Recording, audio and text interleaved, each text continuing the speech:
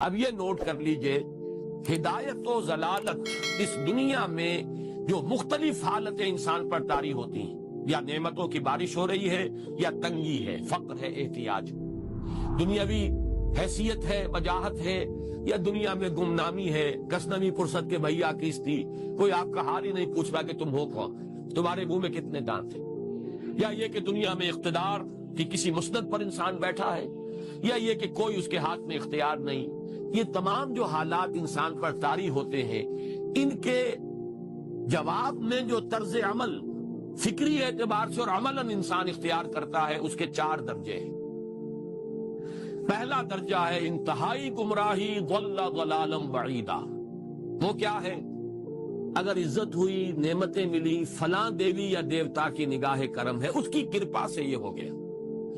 اور اگر کوئی تکلیف آ گئی، مصیبت آ گئی، معلوم ہوتا ہے کہ فلاں دیوی یا دیوتا ہم سے ناراض ہو گیا، یہ کالی دیوی کی طرف سے کوئی مصیبت آ گئی ہے، یا یہ کہ یہ لکشمی دیوی کی نگاہ کرم ہے کہ ہمیں دولت مل گئی ہے.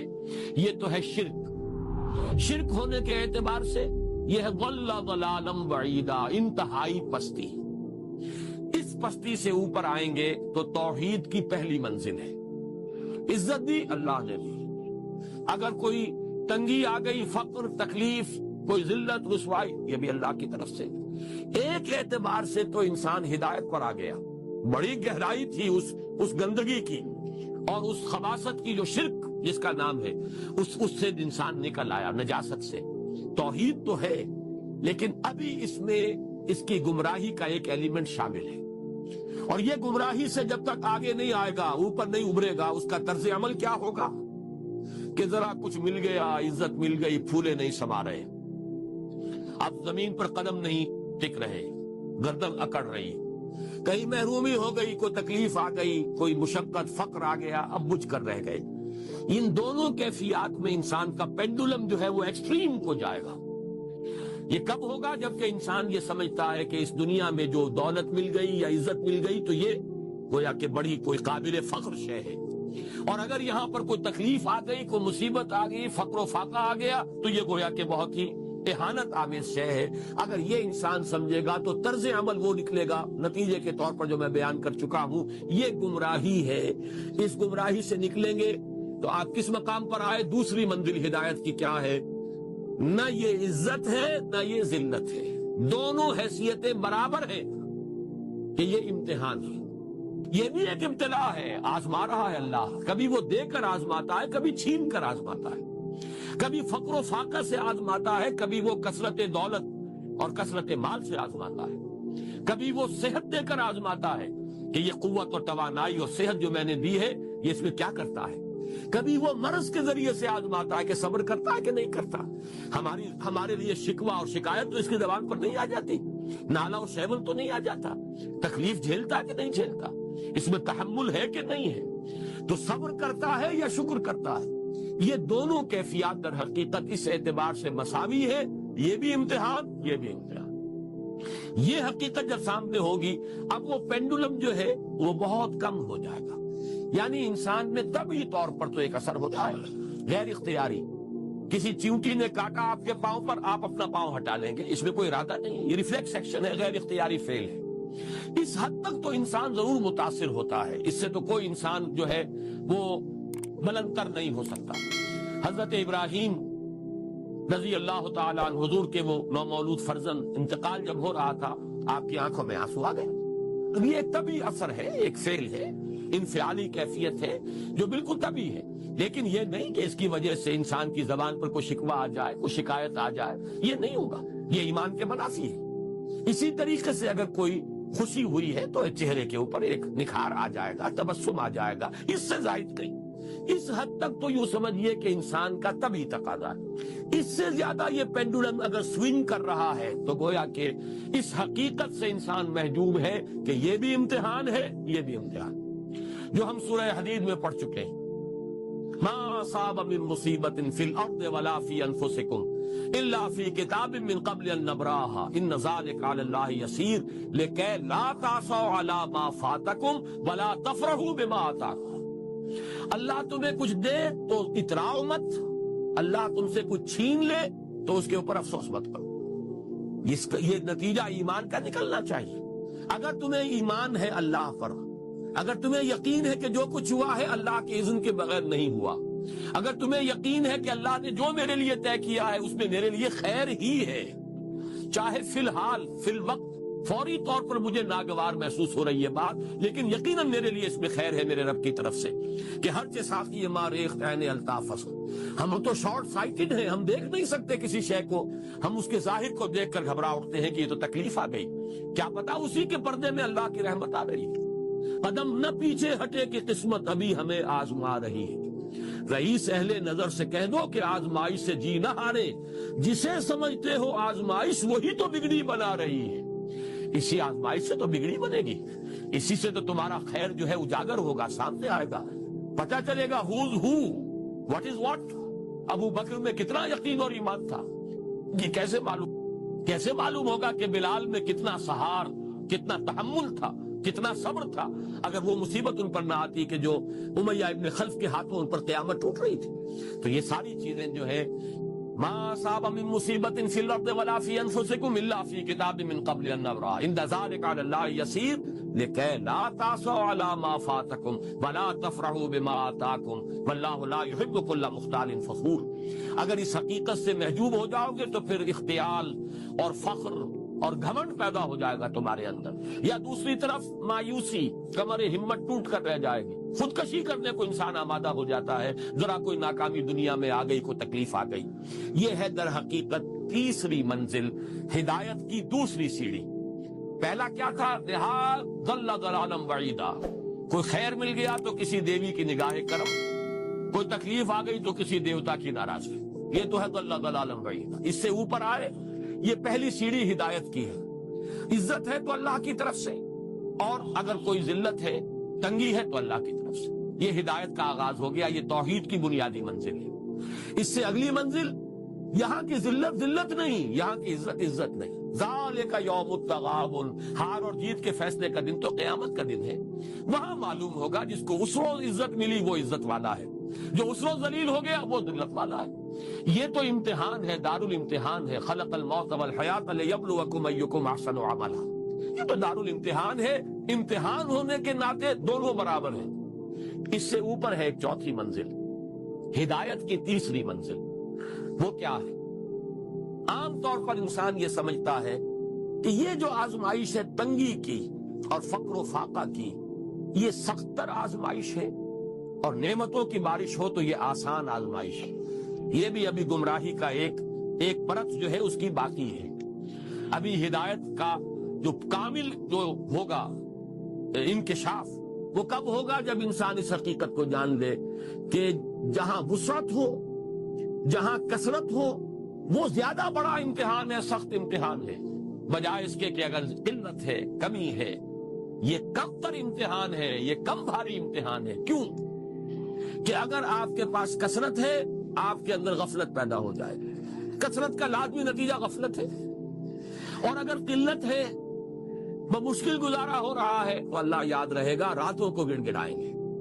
آسائش میں اللہ کو بھول جانا زیادہ ممکن ہے بلکہ متوقع ہے، اور تکلیف میں اللہ کا یاد آنا زیادہ متوقع ہے. اس میں انسان فریاد کرتا ہے، اللہ سے دعا کرتا ہے. تو کون سی چیز نتیجے کے اعتبار سے بہتر ہوئی؟ معلوم ہوا یہ امتحان جسے آپ ہلکا سمجھ رہے ہیں یہ سختر ہے. اگر اصل کامیابی قیامت کی اور آخرت کی ہے تو یہ امتحان زیادہ سخت ہے بنسبت اس امتحان کے. اگرچہ اس امتحان کی بھی ایک آخری شکل ہے جس کے بارے میں حضور نے فرمایا کاد الفقر ان یکون کفرا، لیکن عام حالات میں یہ سمجھ لینا چاہیے کہ یہ بھی امتحان، یہ بھی امتحان. لیکن اگر تنگی ہے، اس کے لیے بھی حدیث بڑی پیاری ہے. حضور نے فرمایا ما قل و کفا خیر مما کثر و الہا. اگر کم ہو لیکن کفایت کر جائے، ضرورت پوری ہو گئی، پیٹ کو جتنا درکار تھا جسم اور جان کا رشتہ برقرار رکھنے کے لیے اتنا مل گیا. نہیں کوئی کئی کورسز کے ڈنر کھائے ہیں، نہیں کوئی اس کے اندر جو ہے لذت ہے، لیکن یہ کہ بنیادی ضرورت پوری ہو گئی. کہ دارالخلافہ سے اشرفیوں کی ایک تھیلی لے کر ایک شخص آتا ہے کہ یہ خلیفہ نے آپ کو ہدیہ بھیجا ہے، نذرانہ ہے. اس پر رو پڑے اور یہ عرض کیا بارگاہ خداوندی میں، پروردگار میں اس آزمائش کے قابل نہیں ہوں. یہ آزمائش کہیں سخت ہے، یہ سنہری آزمائش، روپہلی آزمائش. اس کو ریزسٹ کرنا جو ہے، ٹیمپٹیشن کو ریزسٹ کرنا، یہ کہیں مشکل ہے اس پرسیکیوشن اور اس تشدد کو برداشت کرنے سے۔ تو یہ خاص طور پر یہ نمایاں نشان ذہن میں رکھیے، ان آیات میں کہ جو نہایت اہم ہے، یہ دو آیتیں قرآن مجید کی، بظاہر سوال آتا ہے کہ اس میں حرج کی کون سی بات ہے؟ اللہ تعالیٰ معز ہے، اللہ تعالیٰ مذل ہے۔ تعز من تشاء وتذل من تشاء بیدک الخیر، یہ سورہ آل عمران میں آیت آئی کہ نہیں آئی؟ لیکن یہ کہ اصل میں یہ 4 درجے ذہن میں رہنے چاہیے۔ اگر آسانی ہو، عزت ہو، دولت ہو، فراوانی ہو تو کسی دیوی کی نگاہ کرم یا دیوتا کا کرم، تکلیف ہو، مصیبت ہو تو کسی دیوی یا دیوتا کا اظہار غضب، ناراضگی کا مظہر۔ اس سے اوپر آئے جو عزت دی ہے اللہ نے دی ہے، مجھے اللہ نے باعزت کر دیا دنیا میں، اور یہ ذلت اللہ نے مجھے ذلیل کر دیا، اس کے اعتبار سے یہ ہدایت ہے، توحید تو آ گئی، لیکن ابھی گمراہی کا ایک ایلیمنٹ شامل ہے۔ وہ گمراہی کیا ہے کہ نہ یہاں کی عزت ہے، نہ یہاں کی ذلت ہے۔ وہ جو بھی سردی گرمی اور نرمی سختی، ان تمام کو جو ہے وہ برابر رکھو کہ دونوں جو ہے یہ آزمائش کی کیفیتیں برابر ہیں۔ یہ ہو گئی گویا کہ اس سے ایک درجہ بلند۔ ابھی اگر ذہن میں آپ کے یہ ہے کہ یہ فراوانی اور دنیا میں نعمتوں کی بارش اگر ہو رہی ہو تو اس کو سمجھنا کہ یہ ہلکی آزمائش ہے، اور اگر فقر و فاقہ ہو، تنگی ہو، گمنامی ہو، اور دنیا کے میں کوئی حیثیت اور اہمیت حاصل نہ ہو تو یہ گویا کہ زیادہ سخت امتحان ہے، تو ابھی گویا کہ گمراہی کا ایک ایلیمنٹ موجود ہے۔ تو ایک ایمان ہے انٹلیکچوئلز کا، صدیقین کا، جن کو قرآن کہتا ہے اولو الالباب الذین یعقلون، ان فی خلق السماوات والارض واختلاف اللیل والنہار لآیات لأولی الالباب، ہوش مندوں کے لیے، عقل مندوں کے لیے، غور و فکر کرنے والوں کے لیے، اصحاب دانش و بینش کے لیے ہماری کائنات میں ہماری نشانیاں ہیں، غور کرو اور ہمیں پہچانو، خود اپنے اندر جھانکو اور ہمیں پہچانو، اور ہماری آیات جو ہیں ہمارے کلام کی، اس کی آیات جو ہیں ان میں وہ ایمان رچا بسا ہوا ہے، ان پر غور کرو، غوطہ زنی کرو، قرآن میں ہو غوطہ زن ہے مرد مسلمان۔ یہ ہے ٹاپ کا ایمان، یہ ہے اصل وہ ایمان، یہ جو مطلوب ہے۔ اب باقی حضرات جو ہیں ان کے قریب رہیں گے، ایمان حاصل کر لیں گے، اور جو اعمال اللہ نے بتائے ہیں ان پر عمل کرتے رہیں گے، ایمان حاصل۔ اب دوسری بات کی طرف آئیے، نفاق سے کیسے بچا جائے، اس کے لیے بھی 3 عمل ہے۔ پہلی چیز، اور 2 چیزیں تو وہ ہیں کہ جو سورہ منافقون ہی کے دوسرے رکوع میں بیان ہوئی۔ پریونشن کیسے ہوگی، بچو گے کیسے؟ دوام ذکر، اللہ کو یاد رکھو۔ یا ایھا الذین آمنوا لا تلہکم اموالکم ولا اولادکم عن ذکر اللہ ومن یفعل ذلک فاولئک هم الخاسرون۔ دل کو غفلت میں مت آنے دو، دل غافل ہوگا شیطان کا ڈیرا بن جائے گا۔ وہ دوام ذکر میں، البتہ یہ ذہن میں رکھیے کہ دوام ذکر کا ذریعہ کیا ہے، اس میں مغالتے ہیں لوگوں کو۔ جو سب سے بڑا ذکر ہے اس کو بھولے ہوئے ہیں، اور جو تیسرے چوتھے نمبر کا ذکر ہے اس کو سمجھ بیٹھے ہیں کہ بس یہی ذکر ہے۔ سب سے بڑا ذکر، مجسم ذکر قرآن ہے۔ الذکر انا نحن نزلنا الذکر وانا له لحافظون۔ وہ الذکر کون سا ہے؟ قرآن۔ اسی کو فرمایا، میں نے وہ آیت سنائی تھی کہ لوگ تنزیہ کہتے تھے، یا ایھا الذی نزل علیہ الذکر انک لمجنون۔ حضور سے مخاطب ہوا کہتے ہیں فلاں جس کے اوپر کے اس کے خیال کے مطابق ذکر نازل ہوا ہے، ہم تو تمہیں پاگل سمجھتے ہیں۔ وہاں بھی لفظ کیا ہے؟ الذکر۔ معلوم کیا ہوا؟ انا انزلنا الیک الذکر لتبین للناس ما نزل الیہم، یہ الذکر ہے۔ تو اس سے بڑا ذکر کوئی نہیں۔ تلاوت قرآن، تدبر قرآن، غور و فکر قرآن کا، قرآن کو یاد کرنا، اس پر میرا کتاب چاہے مسلمانوں پر قرآن مجید کے حقوق، اب تو یہاں شاید کوئی کتاب موجود نہیں رہی ہے، اگر آپ کو ضرورت ہوتی ہے پاکستان سے منگا لیتے ہر شے، پڑھیے انشاءاللہ آ جائے گی چیز۔ نمبر 2 ذکر کیا ہے؟ اقیم الصلاۃ لذکری، نماز کو قائم کرو میری یاد کے لیے۔ یہ ذریعہ ذکر میں، وہ تو ہے ہی مجسم ذکر، اور یہ ذریعہ ذکر میں سب سے اہم ہے۔ یہ عملی ذکر بھی ہو رہا ہے اور قولی بھی ہو رہا ہے۔ سورہ فاتحہ پڑھی آپ نے، قرآن شریف کی کچھ آیات پڑھی، پھر رکوع کیا۔ یہ رکوع جو ہے یہ آپ کا عملی ذکر ہے کہ آپ نے اپنے وجود سے اللہ کی عظمت کو تسلیم کیا۔ پھر آپ سجدے میں گرے. یہ آپ کا عملی ذکر ہے کہ اپنے وجود سے آپ نے اللہ کی عظمت کو اور تسلیم کی. تیسری چیز ہے مسنون دعائیں اور مسنون اذکار جو حضور سے ثابت ہے. ہمارے ہاں کیا ہو گیا، مجھے فلاں بزرگ نے یہ چیز بتائی ہے، وہ تو پڑھتے چلے جا رہے ہیں. نہ قرآن سے دلچسپی، نہ اذکار مسنونہ سے دلچسپی. ادعیہ معصورہ، آپ غور کریں گے کہ زندگی کے ہر عمل کے لیے حضور کی دعا موجود ہے. صبح اٹھے دعا ہے، آنکھ کھلتے ہی بیت الخلاء میں داخل ہونے لگے دعا ہے، نکلے دعا ہے، وضو کرنے بیٹھے دعا ہے، فارغ ہوئے دعا ہے، مسجد کے لیے گھر سے نکلے دعا ہے، مسجد میں داخل ہوئے دعا ہے. مسجد میں تو ہے ہی ذکر، نماز ہے، تلاوت ہے، باہر نکلے دعا ہے، گھر میں داخل ہونے لگے پھر دعا ہے، سواری پر سوار ہو رہے ہیں دعا ہے، اتر رہے ہیں دعا ہے، شیشہ دیکھ رہے ہیں دعا ہے، کپڑے پہن رہے ہیں دعا. زندگی کا کوئی عمل نہیں یہاں تک کہ جو تعلق زن و شو ہے، جس کو کہ خالص حیوانی بات سمجھا جائے گا، اس کے لیے بھی دعا ہے. غفلت میں وہ کام بھی نہیں کرتا. سمجھ رہے ہیں آپ؟ اب آپ غور کیجئے، اس میں کوئی اضافی وقت نہیں لگا، اضافی پوسچر اختیار نہیں کیا آپ نے، یوں بیٹھو، اس طرح بیٹھو، یوں کرو، آپ کا وقت اضافی نہیں لگا. دو کام کر رہے ہیں اور آپ اللہ کو یاد کر رہے ہیں. وہ اللہ کی یاد اس کام کی مناسبت سے ہے. ان ادعیہ معصورہ سے دو تعلق جڑ گئے انسان کے. دعا کس سے کر رہے ہیں؟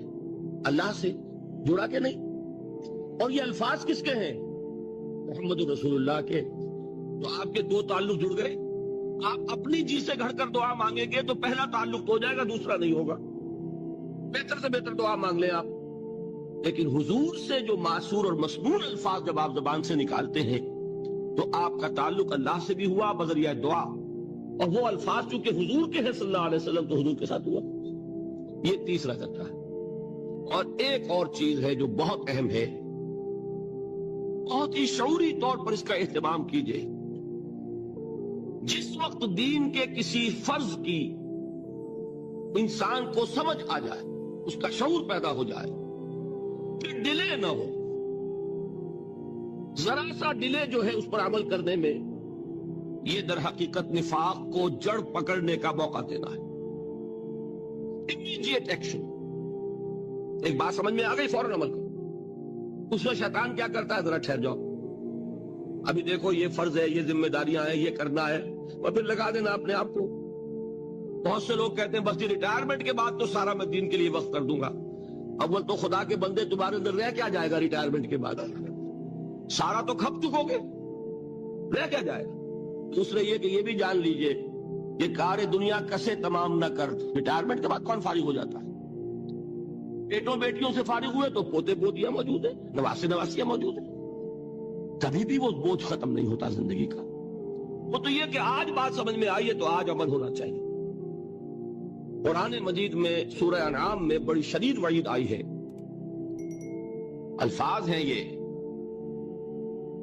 وَنُقَلِّبُ أَفْئِدَتَهُمْ وَأَبْصَارَهُمْ كَمَا لَمْ يُؤْمِنُوا بِهِ أَوَّلَ مَرَّةٍ. انسان پر حقیقت انکشاف ہوا کی بات حق ہے، فوراً تسلیم کرے. کسی مصلحت کی وجہ سے، کسی بزدلی کی وجہ سے، کسی لالچ کی وجہ سے، کسی اپنی سیادت یا قیادت کی وجہ سے کیسے مان لوں؟ لوگ کہیں گے کہ یہ نیچے ہو گیا، وہ اونچا ہو گیا جس کی بات مانی. کسی وجہ سے رک گئے تو اللہ تعالیٰ اندر سے وہ جو استعداد ہے حق کو پہچاننے کی وہ سلب کر لیتا. وَنُقَلِّبُ أَفْئِدَتَهُمْ وَأَبْصَارَهُمْ. ہم الٹ دیں گے ان کے دلوں کو بھی اور ان کی آنکھوں کو بھی. کیوں؟ كَمَا لَمْ يُؤْمِنُوا بِهِ أَوَّلَ مَرَّةٍ. اس لیے کہ وہ پہلی مرتبہ جب انکشاف حق ہوا ہے وہ ایمان نہیں لائے.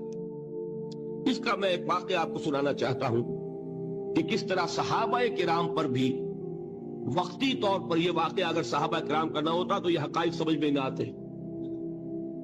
غزوہ تبوک کے موقع پر یہ میں جملہ انکمپلیٹ رہ گیا، ضعف ایمان کا حملہ ہو جاتا تھا. کہیے کہ اے جاہلو، اے نادانو، اے حرص و ہوا کے بندو.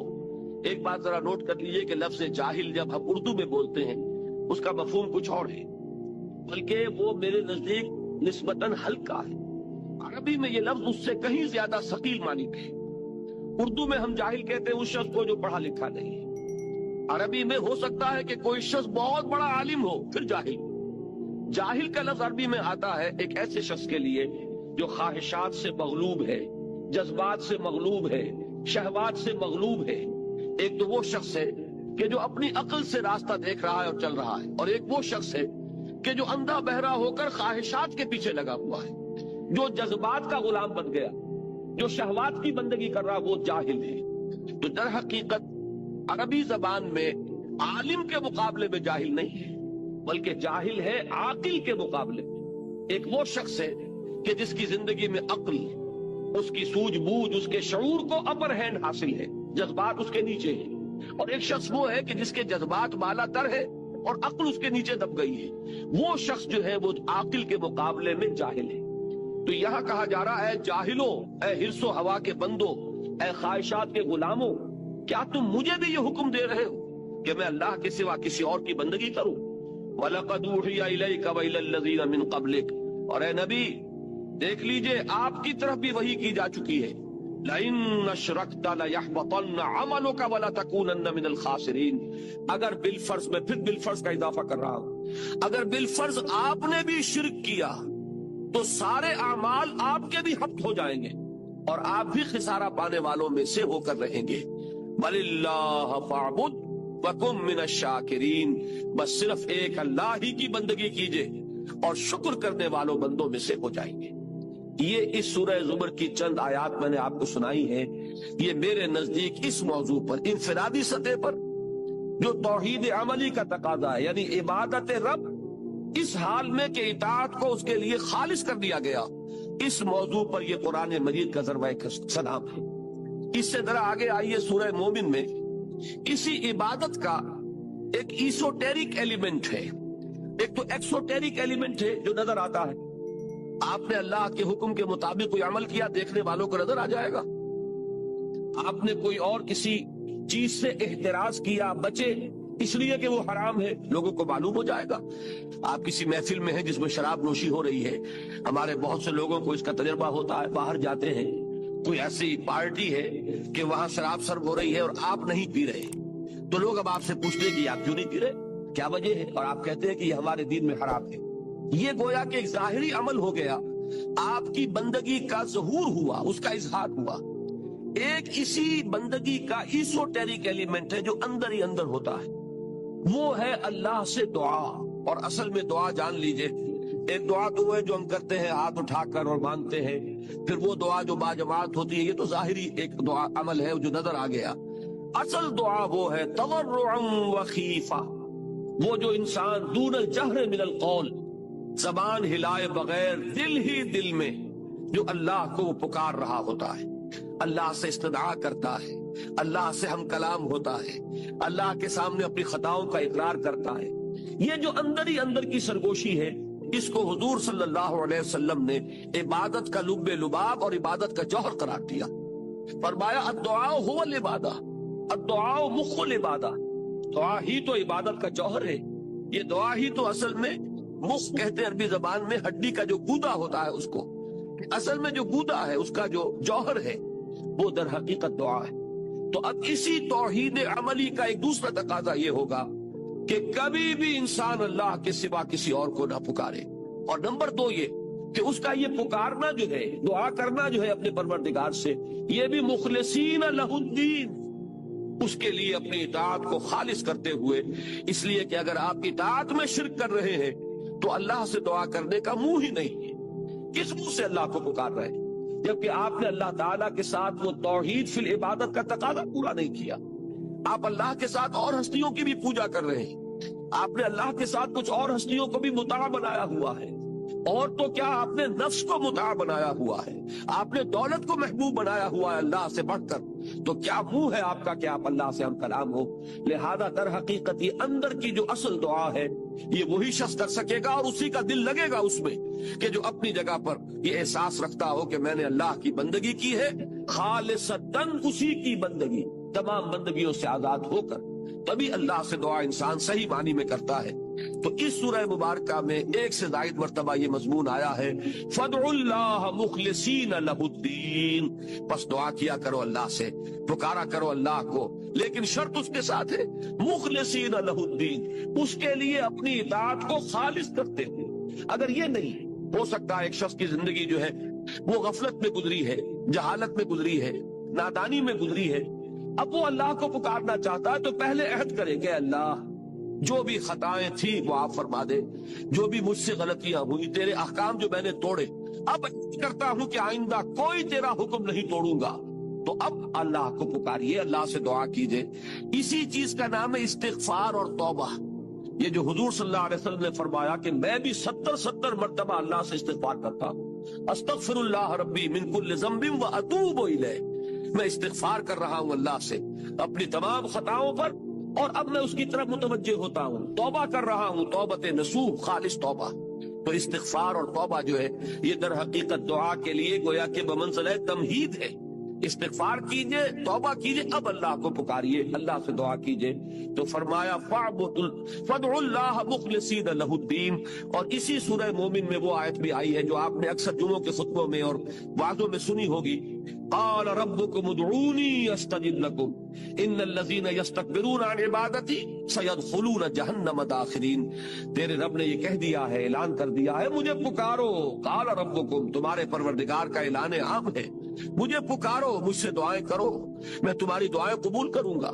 اور جو لوگ بربنائے استکبار میری عبادت اور میری دعا سے وہ ابا کرتے ہیں، انکار کرتے ہیں، اعراض کرتے ہیں، وہ جہنم میں داخل ہوں گے ذلیل و خوار ہو کر۔ اب یہ جو دو پہلو میں نے آپ کے سامنے توحید عملی کے بیان کیے، ایک اللہ کی بندگی ہمہ تن ہمہ وجوہ اور یکسو ہو کر، یک رنگ ہو کر، ایک صرف ایک ہی اللہ کو پکارنا، اسی سے استغاثہ، اسی سے دعا، اسی سے استمداد، اسی سے استعانت۔ اب اس سے آگے بات چلتی ہے، یہی توحید عملی۔ اب ایک اجتماعی نظام ہے، ایک معاشرہ ہے، اس معاشرے میں دستور ہے، قانون ہے، انسانی زندگی جو ہے، جو کہا گیا ہے کہ انسان متمدن حیوان ہے، علیحدہ علیحدہ تو آپ رہتے نہیں کہ آپ اللہ کی بندگی کر سکیں۔ آپ ایک معاشرے کے اندر گتھے ہوئے ہیں، آپ جکڑے ہوئے ہیں، آپ کے رشتے ہیں، آپ کے ناطے ہیں، آپ کے کاروباری تعلقات ہیں، آپ جس ملک میں رہتے ہیں اس کا کوئی دستور ہے، اس کا کوئی نظام ہے، وہاں کوئی قانون نافذ ہے۔ اب یہ اجتماعی توحید کیا ہوگی کہ اللہ کا دین، اللہ کی اطاعت پورے اجتماعی نظام پر غالب ہو جائے۔ اگر ایسا نہیں ہو رہا، بلکہ یہ کہ زندگی کے ہم نے حصے بکھرے کر لیے ہیں کہ مسجد میں تو کاملتاً اللہ کی اطاعت ہوگی لیکن پارلیمنٹ میں نہیں، اس شخص سے بہتر بات کس کی ہوگی جس نے اللہ کی طرف بلایا، اللہ کی بندگی کی دعوت دی، لوگوں کو پکارا اس بات کی طرف کہ حرص و ہوا کی بندگی کو چھوڑو، خواہشات کی غلامی سے آزادی حاصل کرو، غیر اللہ کی اطاعت کا قلادہ گردن سے اتار کر پھینکو، ہر اطاعت کے خلاف بغاوت کرو، صرف ایک اللہ کی اطاعت، ہاں جو اطاعت اس کے تابع ہو اس اطاعت کو قبول کرو۔ یہ دعوت جو ہے ایک اعتبار سے بڑی باغیانہ دعوت ہے، اس لیے کہ دنیا میں جس کسی نے اپنی خدائی کا تخت جمایا ہوا ہے، وہ فرعون ہو، وہ نمرود ہو، جو کوئی بھی حاکمیت کا مدعی بن کر بیٹھا ہوا ہے، جو کوئی بھی اس بات کا مدعی ہے کہ ملک ہمارا ہے، ہماری مرضی چلے گی۔ آج کا تصور جمہوریت یہی تو ہے، عوامی حاکمیت، عوام کے پاس سوورنٹی ہے، عوام مالک ہیں، لہذا عوام کے نمائندے جو چاہے قانون بنا دے۔ وہ دو مردوں کو شادی کا حق دے دے تو وہ دو مرد جو ہے میاں اور بیوی کی حیثیت سے رہ سکیں گے۔ وہ اگر ہم جنسی کو جائز قرار دے دیں، ہم جنسی جائز ہو جائے گی۔ وہ شراب کو چاہے تو بند کر دے، چاہے تو اس کو کھول دے، جیسے کہ امریکہ میں ہوا کہ پروہیبیشن ایکٹ بھی انہوں نے پاس کیا اور پھر اس کے لیے راستہ کھول دینے والا قانون وہ بھی انہی کا پاس کرتا ہے۔ یعنی یہ کہ قانون سازی کا اختیار مطلق عوام کے ہاتھ میں ہے، جو عوام کے نمائندوں کے ذریعے سے بروئے کار آئے گا۔ اگر یہ ہے تو یہ بھی بغاوت، اللہ سے بغاوت، اللہ کی حاکمیت کے خلاف اعلان جنگ۔ اب اس کے خلاف بغاوت یہ ہے دعوت بندگی رب، اللہ کے بندے بنو، ہر اطاعت سے، ہر غلامی سے، ہر چاہے وہ اپنے نفس کی ہو، اپنے خواہشات کی ہو یا کسی مدعی حاکمیت کی ہو، جس کی بھی اطاعت اللہ کی اطاعت سے آزاد ہے، اس سے اپنے آپ کو آزاد کرو۔ اقبال نے اسی کو کہا تھا بڑے خوبصورت انداز میں، یہ ایک سجدہ جسے تو گراں سمجھتا ہے، ہزار سجدوں سے دیتا ہے آدمی کو نجات۔ صرف ایک اللہ کا بندہ بننا کتنی بندگیوں سے نجات دلانے والی شے ہے، لیکن اس کے لیے بڑی ہمت اور بڑی جرت کی ضرورت ہے، بڑی استقامت کی ضرورت ہے۔ اسی لیے اسی سورہ حامیم السجدہ میں فرمایا ہے، ان الذین قالوا ربنا اللہ ثم استقاموا تتنزل علیہم الملائکۃ الا تخافوا ولا تحزنوا وابشروا بالجنۃ التي كنتم توعدون۔ جو لوگ یہ کہیں کہ ہمارا رب اللہ ہے، پھر اس پر جم جائیں، اس پر استقامت دکھائیں، اس پر وہ ہم ٹھوک کر کھڑے ہو جائیں، اس کے خلاف کسی بات کو تسلیم کرنے کے لیے تیار نہ ہو، نہ اپنے نفس کی نہ کسی اور کی، نہ داخل سے نہ خارج سے۔ تو یہ وہ لوگ ہیں جن پر فرشتوں کا نزول ہوتا ہے کہ نہ کوئی غم کھاؤ، نہ کوئی رنج اور افسوس کو قریب آنے دو، خوشیاں مناؤ اس جنت کی جس کا تم سے وعدہ کیا گیا تھا۔ یہ کون لوگ ہیں؟ شرط صرف ایک، جو یہ کہیں کہ ہمارا رب اللہ ہے، پھر اس پر جم جائے۔